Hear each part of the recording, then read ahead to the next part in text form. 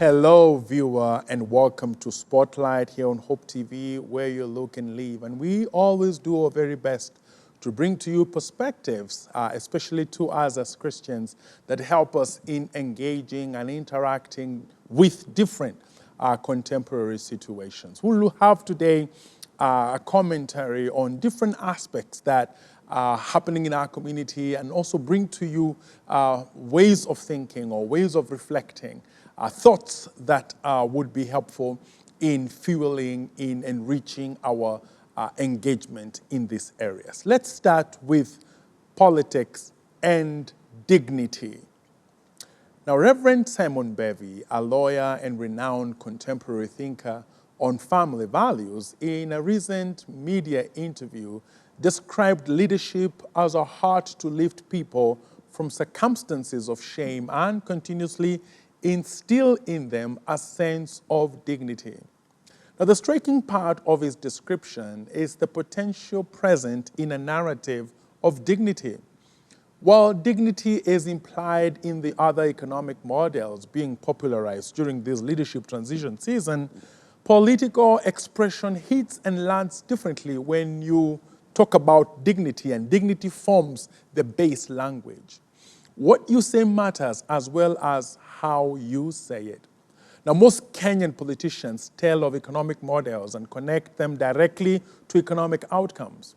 But Mbevi's nuance of decoding the language of economics into a dignity accent opens a whole new way of speaking to the heart of the citizen.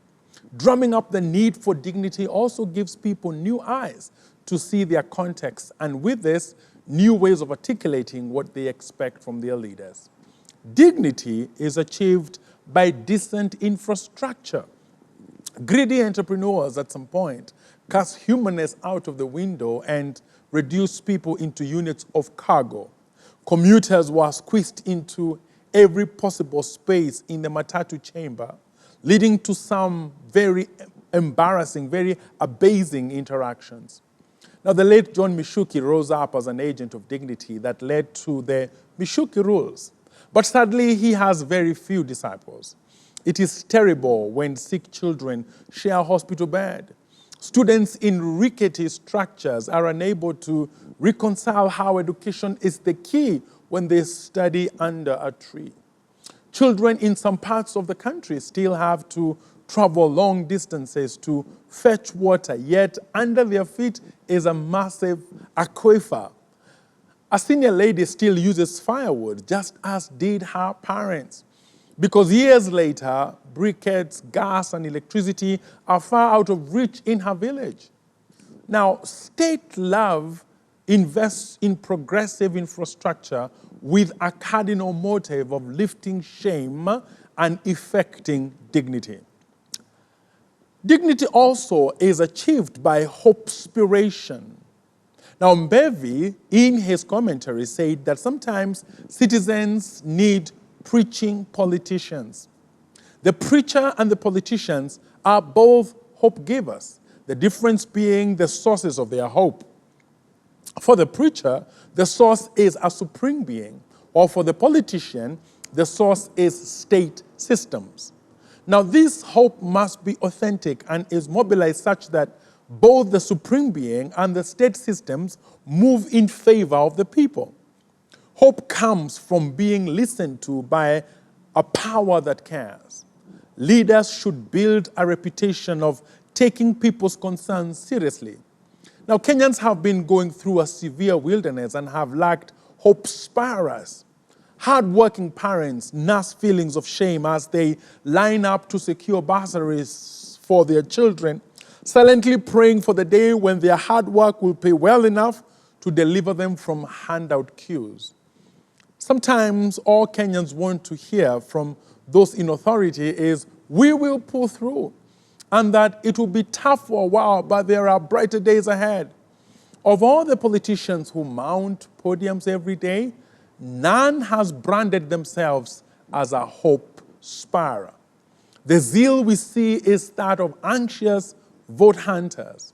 Now, these hunters are rallying Kenyans towards their personal political ambitions, while the people they are mobilizing reside in hopelessness. Dignity is also instilled through promises kept. When asked to complete the line as empty as ... One student completed it as empty as a politician's promises. Now, promises are power's legal tender. The more you make, the better. The grander they are, the better. Promises are power purchasers. Now, the moral standing of those promises does not matter. But to lie to the people is to rob them of their dignity. Putting up a lies factory to churn out deceptions with which to manipulate the people reduces them to Pavlovian conditioning. It is evil for any leader to provoke people to salivation while knowing sure well there is no food coming. Using hope to mock the people is degrading them. Telling people the truth is a show of respect and compounds their sense of dignity. Now, dignity can be achieved through authentic solidarity. Once in a while, we see a top government official go into a meat roasting kiosk, order ugali, sit down in the kibanda and eat without security clearing the other patrons. The general reaction of the people is gladness, which shows on their faces. People may even feel superior in some way because they are locals and the visiting muheshimiwa is not. The muhesh messes up this scenario when he pays for the food of all the people in the restaurant. Why? Because he reduces the kibanda stop to money, as if to remind the people of their poverty while pointing at his wealth. Now, a richer response would be, "See you again soon," which would be a response of solidarity, a promise to return to their base. Now, looking at Jesus as a leader, being with the people was one of the key qualities that contributed to his endearment as a man of the people. Dignity is also achieved through instilling worth in citizenship. Now, there are people who do not disclose their citizenry easily because their countries are associated with vice. Other people front their citizenship because it contributes to their personal image positively. What goodwill comes with being Kenyan? Now, being Kenyan should matter. National branding campaigns urge citizens to be proud of being Kenyan. But this has consistently raised conversation on what exactly we should be proud of. Leaders exist to accumulate reasons for county and country pride. For the government to ask citizens to be proud of their country, it must also demonstrate pride in its citizens. When the state shows pride in its citizens, it carves room for citizens to be openly proud of their nation. Now, let's look at another aspect about Kenyans and goodness, specifically when it comes to corruption. Now, remember a narrative that not all bow down to Baal? Now, there are Kenyans who are fiercely loyal to integrity. The bleak narrative of corruption has been drummed up so loud that we believe that is all there is. We believe goodness is dead. We even have mantras like, nothing is for free and everyone is corrupt. So we walk into every office with some tea money. Though this perspective is popular, it is not the whole truth. Elijah the prophet's life was so saturated with Jezebel that he knew nothing else. Everyone he met was in a way Jezebelian. He met no friends who spoke his opposition language. He presented this singular survivor narrative to God, who alerted him that he was, yes, wrong. There was another statistic of a loyal 7,000. It is not obvious, but Kenya still has some very good people. Not even the dominance of the corruption narrative can put out the fire of their allegiance to goodness. I met an engineer who does road construction. The mention of road construction instantly triggers images of deals cut, money pocketed, and roads that will not survive the next rains. But this engineer told a different story. He told of looking poorer than his fellow deal engineers. How in every project he comes face to face with bags of money with his name on them. He told of how he, like an exorcising person, one who is exorcising evil spirits, speaks to the bag carriers, commanding them to return the monies to their senders. Reason? His dues are well spelled in the contract agreement, and they come through the bank, not bags. Now, a teacher believed so much in the capacity of a child that she put in so much time above and beyond what is expected. Her effort even made the child's parents suspicious. This was not her child. It was a child in her class. She was not paid to coach her. She just saw a capacity that even the parents could not recognize. The student is now walking the corridors of an Ivy League college. Now, there are doctors who still prioritize wellness over wealth. Some even forfeit their fees when the patient does not get better.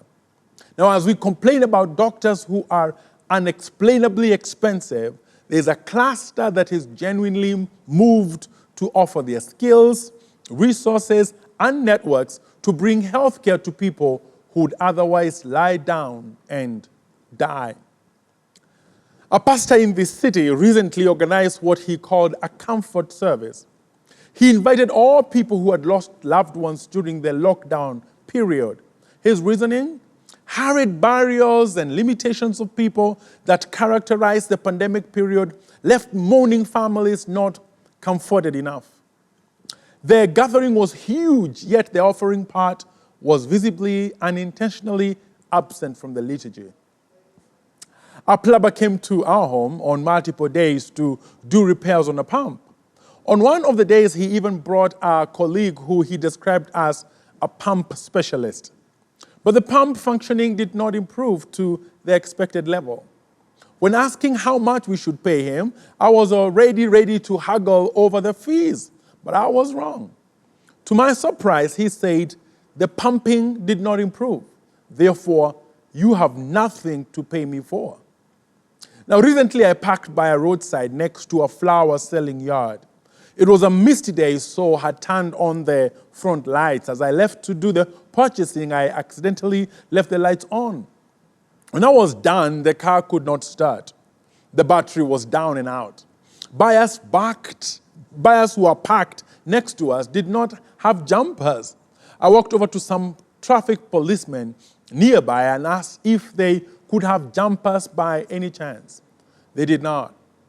My children inside the car were getting distressed, and for that, my anxiety was also rising. But the policemen, their next action is what has stuck with me.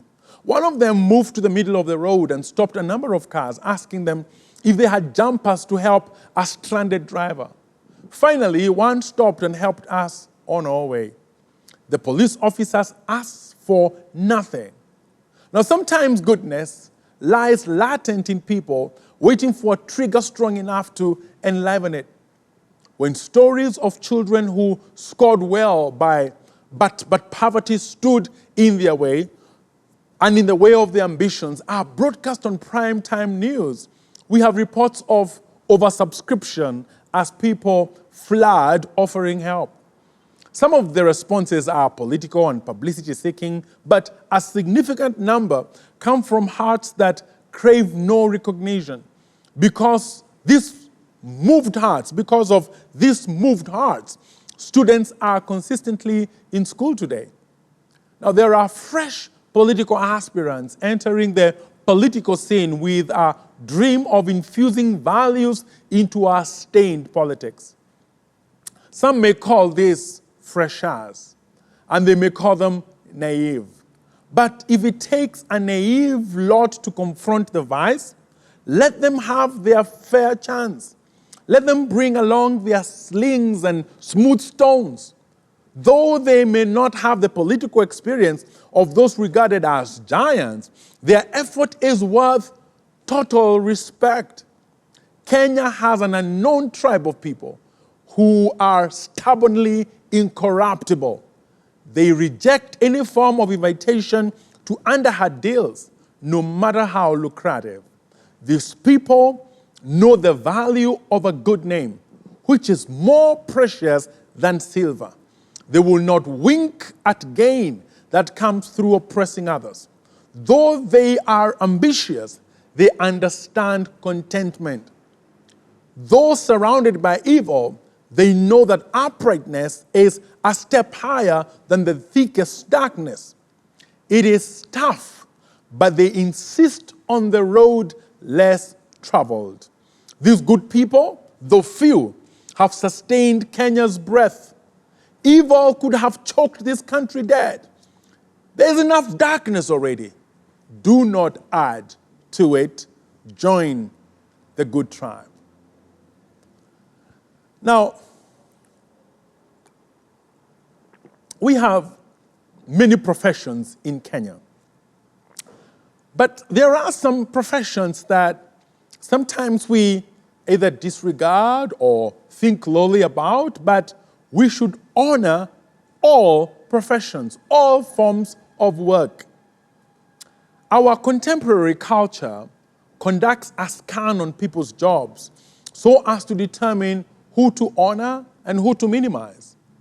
Those with jobs in big companies and have big titles are treated as they who have already earned their respect. Those who work in little-known places and their functions have no place in the organogram are awarded automatic ridicule. The result is a caste system, a caste system that humanizes or dehumanizes based on the job one does. Such scales that discriminate the dignity based on the job one does is faulty. Now, there's a song called Salary, a song by one nameless, that carries a transcendent message of work and dignity.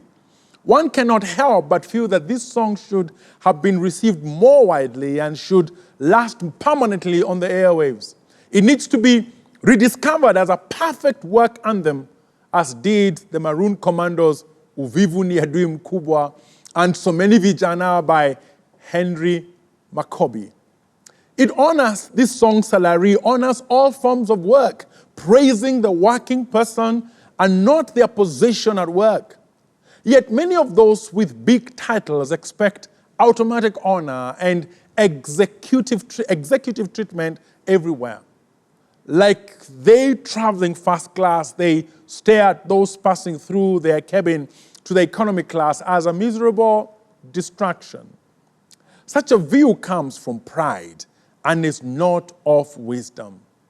People should be the epicenter of regard, not titles. Respect to all ambulance drivers whose work is to race against time because a minute could make a difference between life and death. Yet you will see people in traffic who stubbornly refuse to give them way. One may never realize the value of a speeding ambulance until a friend, a child, a spouse, a parent, a close person is inside one. Some who do not make way for the ambulances quote the common talk that ambulance drivers fake sirens just to have easy passage in traffic.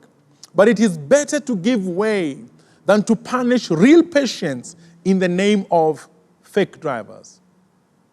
Let's think about waiters in restaurants. Now, waiters in the restaurant render a critical service.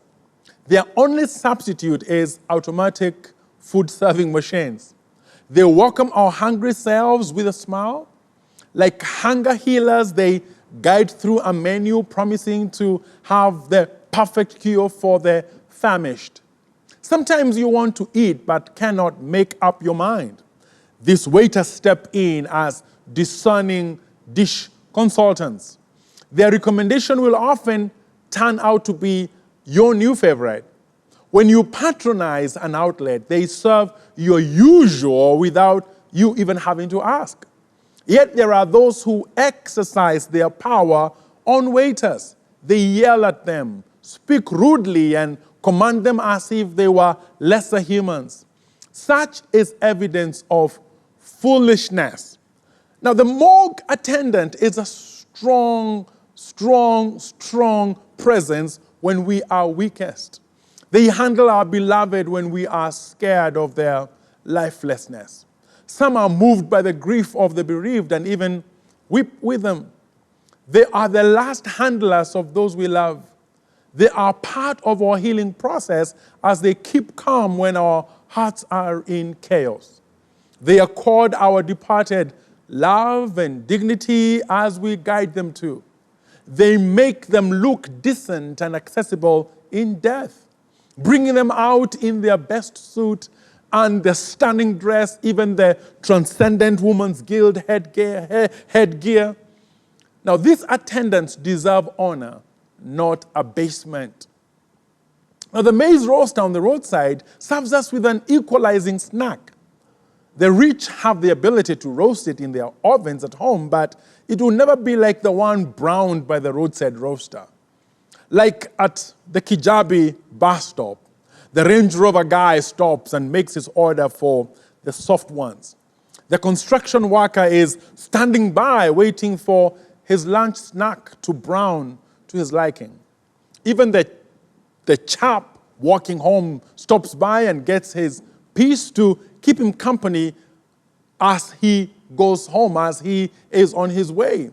Now, there's just something about a roasted comb, memories of a past, the cravings of the villager in us, or a filled stomach at the cost of a coin. One can easily regard the maize roaster as the coins man, but it is less about the coins and more about connecting with our stories as we gnaw on the comb. Now, the itinerant mechanics who cast their nets along highways wait for clients in the form of a stalled vehicle. They come in handy in case of an accident. They are the first to arrive at the scene, complete with overalls and some handheld tools. And they are careful not to appear amateurs. As they open the bonnet, touch and twist some wires, they narrate how they once worked for a big company until they were laid off and became jobless.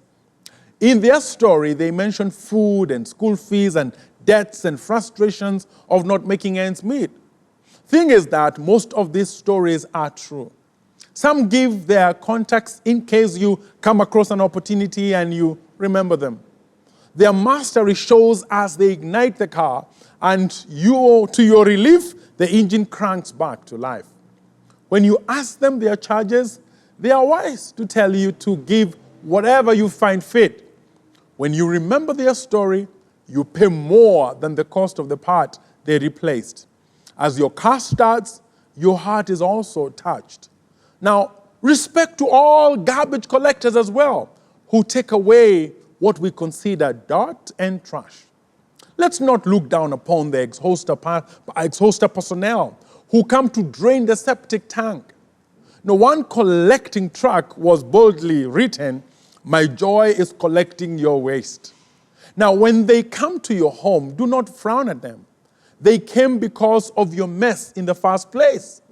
They deserve recognition, honor for their work. Without them, our pursuit for cleanliness would be stranded. The eye cannot say to the hand, "I do not need you." The head cannot say to the feet, "I do not need you." In fact, it is just the opposite. The parts of the body that seem to be weaker are the ones we cannot do without. And friends, as we end our commentary, we say that Kenya badly needs a new thing. Kenya badly needs a new thing. Now, King Saul, as Israel's founding king, had a chance to build a legacy, but he had problems with taking divine instructions. He modified them without consultation. He had self-generated ideas which contradicted his boss. But this defiance without repentance led to his displacement and eventually replacement. Surprisingly, he was not replaced by one of his tried and tested king-worthy aides. The appointment fell on an unknown shepherd boy. Samuel was an exemplary, experienced, and good-meaning leader whose love for God translated into a sincere love for the people. No one was as well placed to assess who among the sons of Jesse possessed the leadership capital to build an obedient nation. If the decision was left squarely on who impressed Samuel most, Eliab would have been anointed king. Poor David would not even have made it to the ballot box. A reputable priest and judge, and still could not get it. His perception was imprecise. Samuel's look-alike was overtaken by God's look-unlike. The choice of David as king was new to Samuel, Saul, Jesse, his brothers, and the nation as well. He was a surprise choice, but this surprise grew to be pivotal. David, with all his acute problems, ran a government that grew to become the heart of Israel's identity to this day. Perception does not always translate into precision. This is an important fact as Kenyans make decisions this election year. The writing is on the wall that Kenya badly needs a benevolent jolt of new leadership. While the older look like have a right to ambition, the country also needs the look and like to build a new, inspiring reference point for generations to come. The freedom fighters did their part. It is now time for an intentional post-independence platform of a similar intensity. Those who have fought for reforms are yet to see a harmonized harvest of their blood. Just as Dubai invests incredibly in turning the eyes of the world from the west to the east, it is time Kenya invested in a leadership that ushers in a new era of abundant life for its people. The matrix need not have the presidential race as its center place, as its centerpiece. There are different frontiers with potential to be epicenters of influence with a domino effect that triggers other significant centers of power. But this calls for new, intense, and good-willed thinking. New thinking takes new thinkers knowledgeable in old formats, yet undistracted by them. New discernment is best placed to deliver pleasant surprises. Old thinking will predictably execute repetition. Barack Obama was a look-alike. His Kenyan roots were part of his unlikelihood. One would expect him to inspire some political aspirations and formations, even be the most cited global leader in Kenya. But this is yet to be. The Kenyan political mind is still obsessed with the look-like and is yet to free up space to this Kenyan-born look-alike, who is now ranked as one of the greatest presidents of the United States of America. A study of the authenticity of his person, the audacity of his hope, and the freshness of his approach would have a lot to offer to a leader seeking to make a true and lasting impact. Both voter and aspirants need to invoke the new. Otherwise, the old will keep coming and Kenya will keep mark timing, even dangerously sliding. Voters need to get tired of voting tribe. They need to stop turning a blind eye to criminal records of aspirants. It is time to buy magnifying glasses. They need to scrutinize moral CVs of aspirants ready to vote yes or no based on their assessments. They need to stand their ground and shout, "Money does not matter."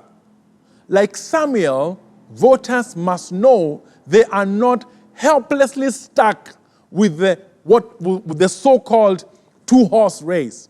It is in their right and power to call onto the front line some hidden ones who are tending the ship. Voters should refuse being talked to like people with no minds of their own. They should reject cheap methods to recruit them into chorus-like responses. They know what they want, and words need not be put in their mouth. Voters need to make aspirants know that a hard life has graduated them to hard questions. Untested, hypnotic, sweet-sounding, and sweeping campaign mantras will not do. Aspirants, too, need to alert voters that integrity matters. They should be bold to present their history of the good and the bad. A show only of strength is an exaggeration and is congenitally deceptive. They should galvanize their vulnerability as part of their force. While ambition has its role, hard feelings, and even ill-will moments, there must be clear moments of appreciating the capacities of competitors. Aspirants should not only display their ambition to rule, they must also demonstrate their sincere love for country and citizenry. Traceable sacrifices made at local or national levels must be part of the wooing speech. A record of running for power and supporting others in their winning or losing is not enough proof of patriotism. When aspirants themselves raise the bar instead of praying and counting on predictable old ways of the voters, they make a significant contribution to a much-needed newness valuable today and in days to come. A word to new aspirants whose candidature is from the start perceived as non-threatening and inconsequential, relegated and experimental. If you are running for office, run. It is a fatal error to declare a running status only to conduct an apologetic campaign with your utterances affirming a self-proclaimed inferior status. It is tragic to allow a second-tier branding of your campaign. Instead of announcing you are broke and therefore grounded, run the best campaign your money can afford.